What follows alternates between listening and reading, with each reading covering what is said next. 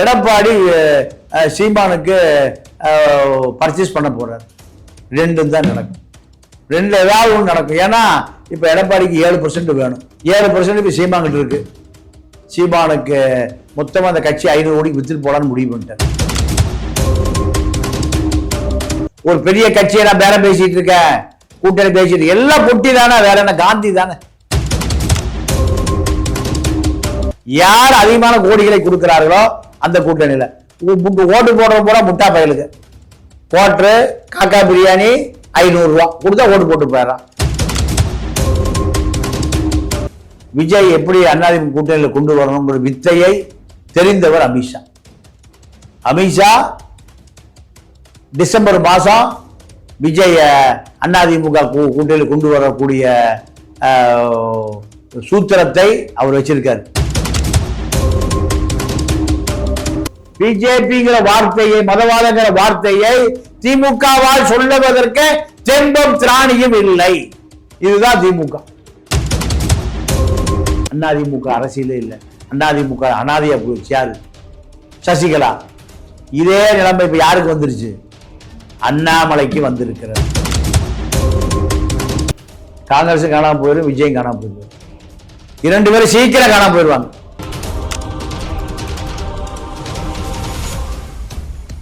எடப்பாடி அவர்கள் வந்து சமீபத்தில் ஒரு விஷயத்த சொல்லியிருந்தாரு. அதில் என்ன சொல்லியிருந்தாருன்னா, ஒரு பிரமாதமான கட்சி வந்து அதிமுக கூட்டணியில் வந்து இணைய போகுது அப்படின்னு சொல்லியிருக்காரு. ஸோ அது எந்த கட்சியாக இருக்கும்னு நினைக்கிறீங்க? விஜய இரும்பு தலையர் அமித்ஷா பேசிட்டு இருக்காரு. எடப்பாடி சீமானுக்கு பர்ச்சேஸ் பண்ண போறார். ரெண்டும் தான் நடக்கும். ரெண்டு ஏதாவது ஒன்று நடக்கும். ஏன்னா இப்போ எடப்பாடிக்கு 7% வேணும். 7% இப்போ சீமான்கிட்ட இருக்கு. சீமானுக்கு மொத்தமாக அந்த கட்சி 500 கோடிக்கு வித்துட்டு போலான்னு முடிவு பண்ணிட்டார். 500 கோடி அதிகபட்சம் போதும், வெங்காயம் வித்துட்டு போய் செட்டில் ஆகலான்னு முடிவு பண்ணிட்டார். இவர் சீமான்கிட்ட பேசுவதை விட கையில் உள்ளிட்டையும் பாக்கியராசன்கிட்டையும் பேசினா உடனடியாக வியாபாரம் முடிச்சிடும். நான் ஐயா எடப்பாடிக்கு ஒரு ஆலோசனை சொல்றேன். பாக்கியராசன் கை உள்ளிட்ட நேரடியாக வேற உட்கார்ந்து பேசலாம், டேபிள்ல பணத்தை வச்சு பேசலாம். எப்படி விஜயகாந்த் பொண்டாட்டி மச்சனங்கிட்டையும் ஜெயலலிதா பேச்சு 2011 ஆண்டவரோடு கூட்டணி, மக்களோடு கூட்டணி, கடைசியில் பார்த்து ஜெயலலிதாவோட கூட்டணி வச்சுக்கிட்டாரு. ஆண்டவன் மக்கள் ரெண்டு யாரு? ஜெயலலிதா தான். யாருக்கு? விஜயகாந்துக்கு. ஆண்டவனும் ஜெயலலிதா தான், மக்களும் ஜெயலலிதா தான். வாங்கிட்டு பாண்டிச்சேரியில வெங்கடேஸ்வரா மருத்துவ யூனிவர்சிட்டிய வாங்கிட்டார். அப்போ இதே நிலைமைய முழுக்க யார் செய்ய போறா? பாக்கியராசன். 2 பேரும் பேரம் படிந்தால் சீமா அமைதியாயிருவார். அதுதான் எடப்பாடி சொல்றார். ஒரு பெரிய கட்சியை நான் பேரம் பேசிட்டு இருக்கேன், கூட்டணி பேசிட்டு, எல்லாம் பொட்டி தானே, வேற என்ன காந்தி தானே. காந்தி அடிச்சா எல்லா கதையும் முடிஞ்சது. அதே போல விஜய்க்கா நீங்க ஒரு 100 கோடி ரூபாய்க்கு ஒரு கால்ஷீட் கொடுப்பார் விஜய். யாருக்கு? ரெட் ஜெயின்ட்டுக்கு. 150 கோடி கொடுத்தா சன் பிக்சர்ஸுக்கு, 175 கோடி கொடுத்தா லைக்காவுக்கு, 200 கோடி கொடுத்தா லிபராக்கு. நடக்குதா இல்லையா? அதே அரசியலையும், அது சினிமா, இது அரசியல். யார் அதிகமான கோடிகளை கொடுக்கிறார்களோ அந்த கூட்டணியில ஓட்டு போடுற போற முட்டா பயலுக்கு கோட்ரு காக்கா பிரியாணி 500 ரூபா கொடுத்தா ஓட்டு போட்டு போயிடறான். வேற என்ன இவனுக்கு சுயமரியாதை? கியூல ஓட்டு போட்டு போயிடுவான். அப்போ இதுதான் விஜய் கட்சிக்கும் சீமான் கட்சிக்கும் அதிமுக பக்கம் வருவதற்கான ஏற்பாடுகளை எடப்பாடி கூடிய சசிகலாவே பர்ச்சேஸ் பண்ணவர். யாரு? சசிகலா அதிமுகவையே ஏலம் எடுத்தவர். அந்த வகையில அதிமுகவை வெற்றி பெற வைக்கணும். இப்படியா நாற்காலியில் அமரணும். முதலமைச்சர் நாற்காலிக்கு போகணும். எந்த விலை கொடுக்க தயார்? விஜய்க்கு கொடுக்க தயார், சீமானுக்கு கொடுக்க தயார். அதனால 2 பேரும் ஒரே நேரத்தில் விலை படிந்தாலும் ஆச்சரியப்படுவதற்கு இல்லை. ஆனா தமிழக வெற்றி கழகம் ஒருவேளை நாங்க அதிமுகவோட கூட்டணி வச்சா 117 சீட்டு எங்களுக்கு வந்து கொடுக்கணும், அது மட்டும் இல்லாம 2.5 வருஷம் வந்து நாங்க ஆட்சி பண்ணணும், 2.5 வருஷம் அவங்க வந்து ஆட்சி பண்ணணும் அப்படின்ற ஒரு விஷயத்த வந்து பேசுனதான் சொல்றாங்க. சோ இது வந்து அதிமுக ஒத்துக்கும்னு நினைக்கிறீங்களா? அதிமுக இதுல பேரமே பேசல. பேசியது அமித்ஷா. விஜய் எப்படி அதிமுக கூட்டணியில் கொண்டு வரணுங்கிற வித்தையை தெரிந்தவர் அமித்ஷா. அமித்ஷா டிசம்பர் மாதம் விஜய அதிமுக கூட்டணியில் கொண்டு வரக்கூடிய சூத்திரத்தை அவர் வச்சிருக்காரு. அந்த சூத்திரம் எப்போ செயல்படுத்துவார்? டிசம்பர் மாதம். 114 கேட்டாலும் சரி, 234 கேட்டாலும் சரி, பிஜேபி அமித்ஷா யார் கொண்டு வந்துருவாரு? விஜய் இந்த கூட்டணிகளை கொண்டு வந்துருவார். இது கண்டிப்பாக நடக்கும். அப்போ விஜய் அவர்களுடைய கட்சி வந்து பிஜேபியோட பி டீம் சொல்றது உண்மைன்னு சொல்றீங்களா? பிஜேபியுடைய B team, C team, D team, தமிழ்நாடுக்கு எல்லா கட்சியும் அப்படித்தான். எல்லா கட்சிக்கும் தலைவர் யாரு? அமித்ஷா தான். அமித்ஷா நினைத்தால் என்ன நடக்கும்? இடி வரும், ஐடி வரும். இவர்கள் 2 பேர் தமிழ்நாடு இருக்கிற பெரிய கட்சிகள் பூரா திமுக, அதிமுக, இடி ஐடிய தப்பிக்கவே முடியாது. பல ஆயிரம் கோடி இருக்கு. பல ஆயிரம் கோடி வைத்திருப்பவர்கள் இடி ஐடிக்கு பயந்து ஆகணும். அவர்கள் தான் இடி ஐடி தான் அவர்களுக்கு தலைவர். பாண்டிச்சேரியில இந்த இடி ஐடி தான் ரங்கசாமி கூட்டணியை எங்க கொண்டு சேர்த்தது? பிஜேபி பக்கம் கொண்டு வந்து சேர்த்தது இடி ஐடி கமிஷனர் தான். திமுகவால ஓரணியில் தமிழ்நாடு யாருக்கு எதிராயா? மதவாதத்துக்கு எதிராவா? சொல்ல முடியல. பாதி தான் சொல்றான், மீதிய மறைச்சிட்டான். பிஜேபிக்கு எதிராக ஓரணியில் தமிழ்நாடு சொல்ல முடியல. மதவாதிகள் சொல்ல முடியல. ஓரணியில் தமிழ்நாடு. இப்ப 44 அணியா இருக்கு. பிஜேபிங்கிற வார்த்தையை, மதவாதங்கிற வார்த்தையை திமுகவால் சொல்லுவதற்கு தெம்பம் திராணியும் இல்லை. இதுதான் திமுக. அப்போ திமுக யாரை பார்த்தா பயப்படுது? அமித்ஷா பார்த்தா பயப்படுது. அண்ணாமலை யாரை பார்த்தா பயப்படுறாரு? அமித்ஷா பார்த்தா பயப்படுறாரு. எடப்பாடி யாரை பார்த்தா பயப்படுறாரு? அமித்ஷா. இதுதான். செங்கோட்டைக்கு யாரு தலைவர்? எடப்பாடி, அமித்ஷாவா? அமித்ஷா தான் தலைவர். வேலுமணிக்கு யாரு தலைவர்? அமித்ஷாவா, எடப்பாடி? அமித்ஷா. தங்கமணிக்கு யாரு தலைவர்? எல்லாத்துக்கும் தலைவர் யாரு? அமித்ஷா.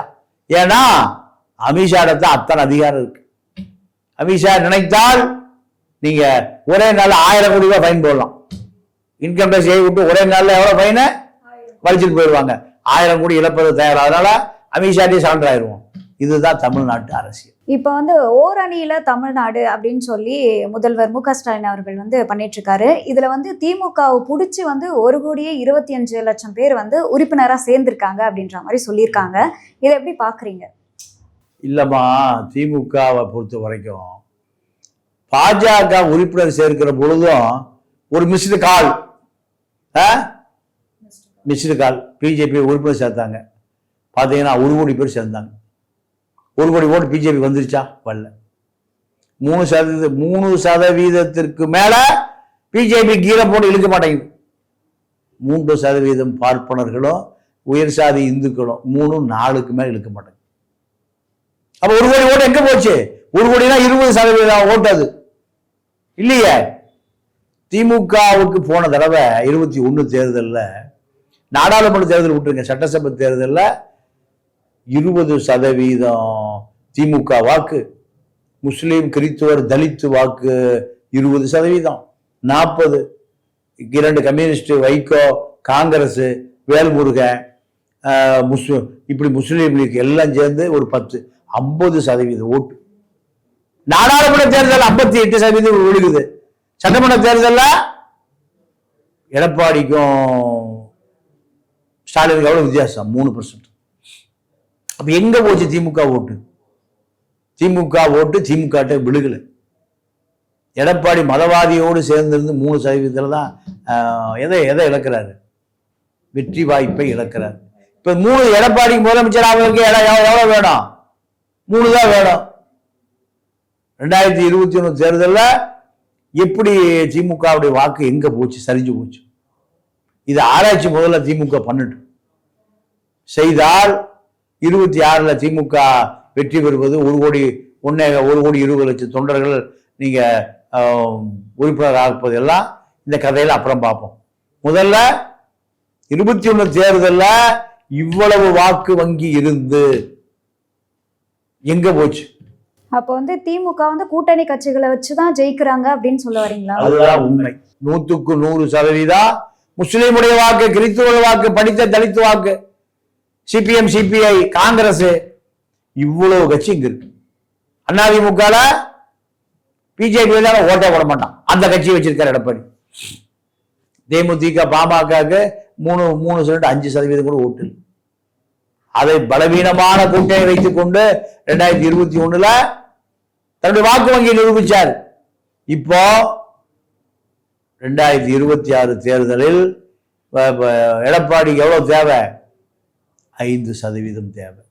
இந்த 5% சீமான் வாங்குவதா, விஜய் வாங்குவதா என்று பல கட்ட முயற்சிகள் நடந்து கொண்டு இருக்கிறது.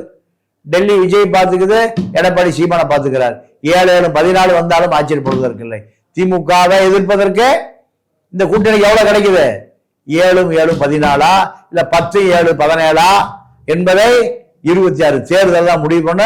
ஆனால் கண்டிப்பாக விஜய் அதிமுக பிஜேபி கூட்டணிக்கு வருவதை தவிர வேறு வழி இல்லை. இப்போ இன்னொரு முக்கியமான விஷயம் என்ன போயிட்டு இருக்கு அப்படின்னு பாத்தீங்கன்னா, அண்ணாமலை அவர்கள் வந்து எப்பவுமே கட்சி சம்பந்தமான நிகழ்ச்சியெல்லாம் பங்கேற்பாரு. ஆனா இப்போ பொது நிகழ்ச்சிகள்ல மட்டுமே பங்கேற்கிறாரு. அது ஏன்னு நினைக்கிறீங்க? பொது கட்சி நிகழ்ச்சியில் எவனும் கூப்பிடுறது இல்லை. நயினார் இவரை கூப்பிடுறதே இல்லை. ஏன்னா நயினார் இவரும் போனா அண்ணாமலைக்கு தான் விசில் அடிக்கிறான். நயினாருக்கு எவனும் கும்மி அடிக்கிறது இல்லை. அதனால நயினார் பார்த்தார், இவரை கூட்டிட்டு வந்து நம்ம கதை கந்தலாயிரும், இவரை எங்கேயுமே கூப்பிட வேண்டான்னு அத்தனை நிர்வாகிகளுக்கும் நேரடியாக உத்தரவிட்டார் நயினார். தாமரை நயினாருக்கு மட்டுமே சொந்தமானது, அண்ணாமலைக்கு சொந்தமானது இல்லை. அண்ணாமலைக்கு முன்னாடி சொந்தமானது, இந்நாள் சொந்தம் இல்லை. அதனால தன்னை அரசியல்ல முன்னிறுத்தி கொண்டு விட தேவை இருக்கு. மீனாவுக்கு என்ன நிலைமை நேர்ந்தோ அதே நிலைமை அண்ணாமலைக்கு வந்துருச்சு. அதே நிலைமை பல கோடிக்கணக்கான சொத்துக்களை பராமரிக்க சொன்ன கூட ஆக்கிரமிக்க ஆரம்பிச்சிட்டான். யாருகிட்ட? அண்ணாமலைகிட்ட. அதனால அரசியல நானும் வலுவா இருக்கேன். சசிகலா நிலைமை அதுதான், ஓபிஎஸ் நிலைமை அதுதான். பாசியத்துல 1000 கோடி ஆட்டை போட்டானு, பாசியத்துல ஓபிஎஸ் வாங்கவே முடியல, அதிகாரமே இல்லை. சசிகலாவுடைய பல லட்சக்கணக்கான கோடி ரூபாய் பினாமிகள் பூரா அப்படியே அமுத்திக்கிட்டான். வாங்கறதுக்கு அரசியலே இல்லை. அதிமுக அரசியலே இல்லை. அதிமுக அனாதையா போயிடுச்சு. யாரு? சசிகலா. இதே நிலைமை இப்ப யாருக்கு வந்துருச்சு? அண்ணாமலைக்கு வந்திருக்கிறது. அதனாலதான் பொது நிகழ்ச்சியிலையும் போஸ்டர் அடிச்சு அவரே ஒட்டிக்கிறார். அவரே போஸ்டர் அடிச்சு ஒட்டி, அவரே செவத்தில் எழுதி, அவரே மைய வாங்கி, அவரே இப்போ பிரச்சாரம் பண்ணிட்டு இருக்காரு. இதெல்லாம் சொத்துக்களை பாதுகாப்பதற்கு அரசியல் தேவைப்படுகிறது. அத்தனை பேருக்கு தான் அரசியலுக்கு வர்றான், கோடிக்கணக்கான சொத்து சேர்ந்துருது, திருப்பி அந்த சொத்துக்களை காப்பாற்றுவதற்கு அரசியல் தேவைப்படுகிறது. இதுதான் அண்ணாமலையுடைய நிலைமை இன்னைக்கு தான். டிடிவி தினகரன் வந்து என்ன சொல்றாரு அப்படின்னா, நான் எடப்பாடிக்காக வந்து பிரச்சாரம் பண்ணுவேன் அப்படின்ற மாதிரி வந்து சொல்லியிருக்காரு. இதை எப்படி பாக்குறீங்க? வேறு வழி இல்லை அவருக்கு. நான் இந்தியனே இல்லை, நான் சிங்கப்பூர் குடியுரிமை பெற்றவன் அப்படின்னு இந்திய பாஸ்போர்ட்டை தூக்கி வீசிட்டு போனார். ஏன்? இங்க 1000 கோடி ரூபாய்க்கு ஹோட்டல் வாங்கினார் லண்டன்ல.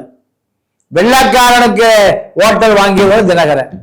இங்க இருக்கிற குப்பை எல்லாம் கட்டின வரி பணத்துல எவ்வளவு திருடினாரு? 1000 கோடி.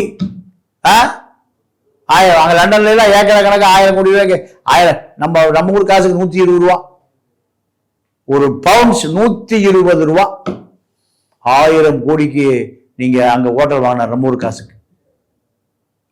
ஆனால் அதெல்லாம் பினாமிகள் ஏமாத்திட்டு போயிட்டான். சிங்கப்பூர் குடியுரிமை பெற்றவன் என வழக்கே இந்திய தண்டனை சட்டம் கட்டுப்படுத்த முடியாதாரு. இப்ப என்னாச்சு? இப்போ தமிழ்நாட்டு அரசியல்ல அம்மா மக்கள் முன்னேற்ற கட்சின்னு அம்மா பேரை வச்சு ஓட்டிட்டு இருக்கு. அதனால எடப்பாடி விரட்டி விட்டார். பிஜேபி பிடிச்சி ஜெயிலில் போட்டான், திகார் ஜெயிலில் இருந்தார். இப்ப அவருக்கு தானும் இருக்கிறேன், என் புருஷன் கச்சேரிக்கு போறான்னு காண்பிக்க வேண்டிய தேவை வந்திருக்கு. அதனால அவரையெல்லாம் மக்கள் மறந்து பல காலம் ஆயிப்போச்சு. லட்சுமணம் மட்டும் நினைச்சிட்டு இருக்காரு. தமிழக வெற்றி கழகம் விஜய் அவர்கள் வந்து ராகுல் காந்தி அவர்களை சந்திக்கிறதுக்காக நேரம் கேட்டதா வந்து சொல்றாங்க. சோ இது உண்மையா? நேரங்க இவர் ஒரு நடிகர், அவர் ஒரு தலைவர், நேரம் கேட்பதில் ஒரு பெரிய அதிசயம்லாம் ஒண்ணும் இல்லை.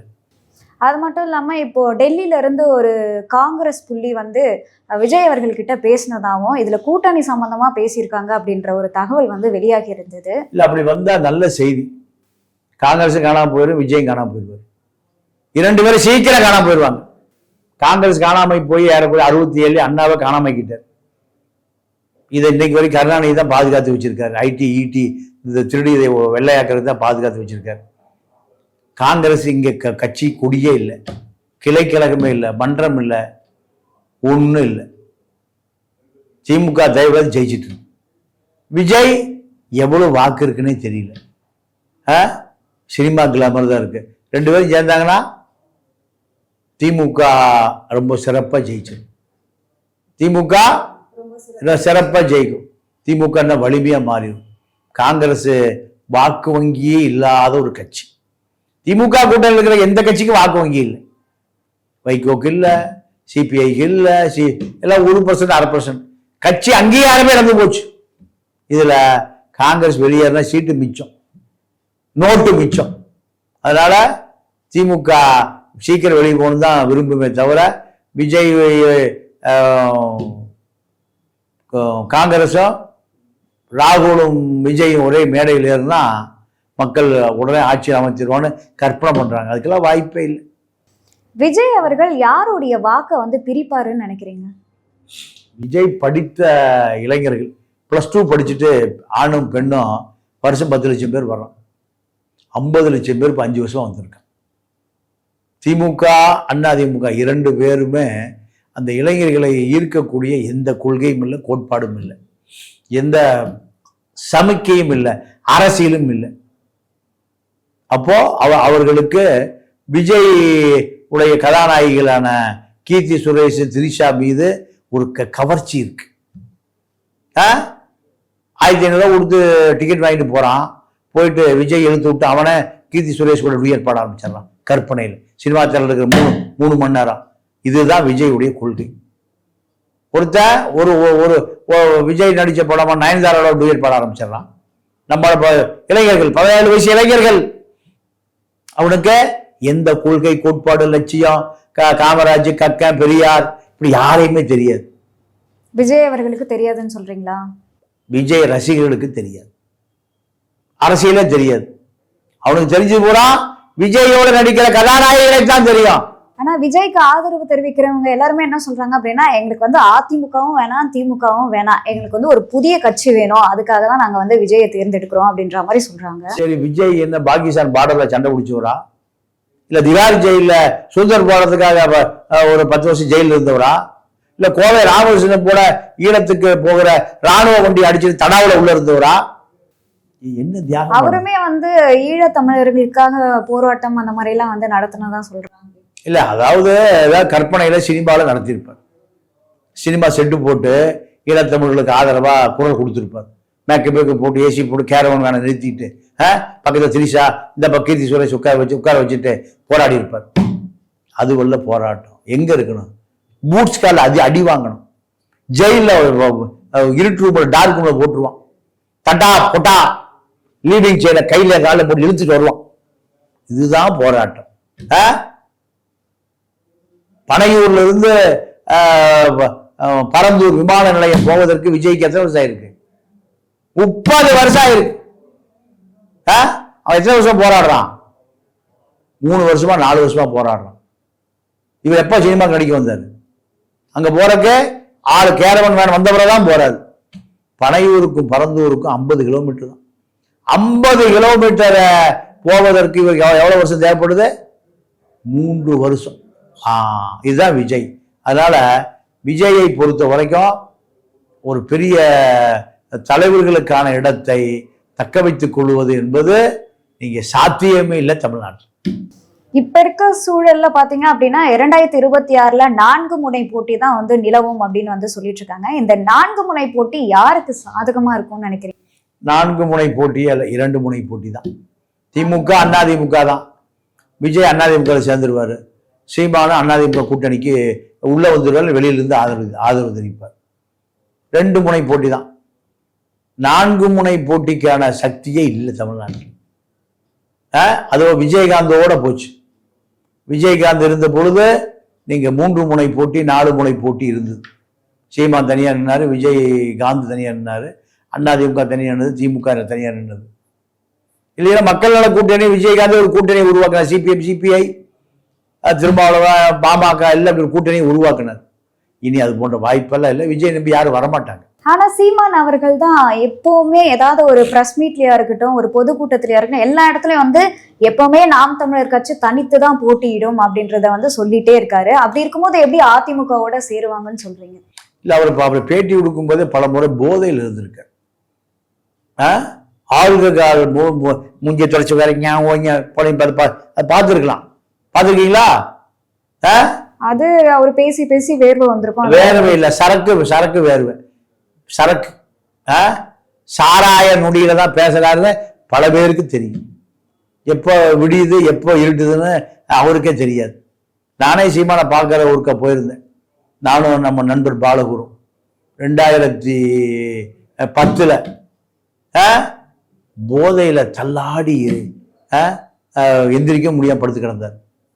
அதே போல டிஆர்டி ரேடியோன்னு ஒரு ரேடியோ பிரான்ஸில் இருக்கு. அதுக்கு பேட்டி கொடுக்கும்போது போதையில விழுந்து பேட்டி பாதி நின்று போச்சு. இதெல்லாம் சீமானுடைய அரசியல் நீண்ட நெடிய தியாக வரலாறு. போதை ஆசாமி, பேதை ஆசாமி, விஜயலட்சுமியோட குடும்பம் நடத்திட்டு மதுரையில் இருந்தார்.